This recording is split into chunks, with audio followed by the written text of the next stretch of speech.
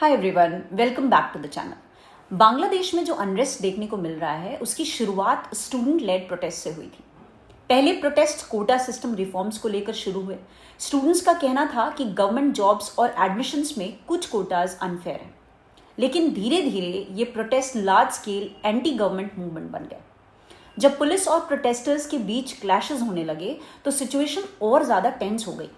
Universities बंद कर दी गई, इंटरनेट रिस्ट्रिक्शंस लगा दिए गए और धीरे धीरे मूवमेंट नेशन वाइड फैल गया। But what was the reason behind this unrest? असली वजह क्या है? इस अनरेस्ट के पीछे मल्टीपल लेयर्स हैं। जितना सिंपल दिख रहा है उतना सिंपल है नहीं। इकोनॉमिक प्रेशर, इन्फ्लेशन बहुत हाई हो गया था, यूथ अनएम्प्लॉयमेंट का अलार्मिंग लेवल तक बढ़ जाना, फ्यूल प्राइजेस और डेली एसेंशियल्स महंगे हो गए थे। ये सब लोगों की फ्रस्ट्रेशन को और बढ़ा रहा था।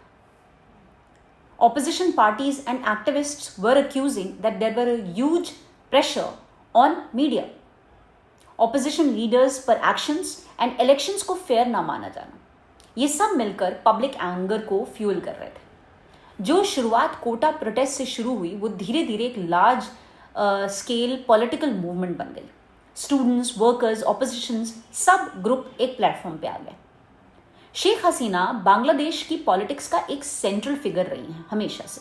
उनके सपोर्टर्स कहते हैं कि उन्होंने बांग्लादेश को इकोनॉमिक ग्रोथ दी है, इंफ्रास्ट्रक्चर प्रोजेक्ट शुरू किए, एक्सट्रीमिज्म को कंट्रोल में रखा। लेकिन क्रिटिक्स का कहना है कि पावर का कॉन्सेंट्रेशन बहुत ज़्यादा बढ़ गया था, ऑपोजिशन को स्पेस नहीं मिल रहा था, क्रैकडाउन फ्रीक्वेंट हो गए थे, इंटरनेट शटडाउन्स और डिटेंशंस बढ़ गए थे।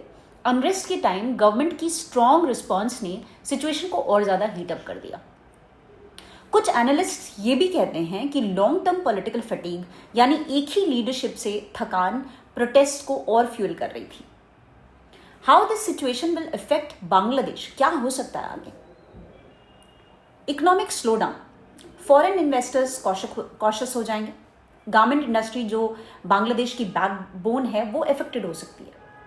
टूरिज्म एंड एक्सपोर्ट्स दोनों स्लो डाउन हो सकते हैं। अगर प्रोटेस्ट कंटिन्यूड रहे तो पॉलिटिकल इंस्टेबिलिटी होगी, लीडरशिप क्राइसिस होगा, कोएलिशन पॉलिटिक्स होने की चांसेस ज़्यादा हैं, फ्रीक्वेंट फायरिंग्स और रीशफल्स आर पॉसिबल। सोशल इम्पैक्ट में एजुकेशन डिसरप्शन जो दिख रहा है, स्टूडेंट्स का academic year delay, public trust in government and institutions will weaken. Bangladesh को स्टेबिलिटी वापस लाने में वक्त लगेगा। चलिए अब इस अनरेस्ट का इम्पैक्ट समझते हैं from the point of view of India and world. India Bangladesh border बहुत सेंसिटिव है। अनरेस्ट से माइग्रेशन प्रेशर बढ़ सकता है।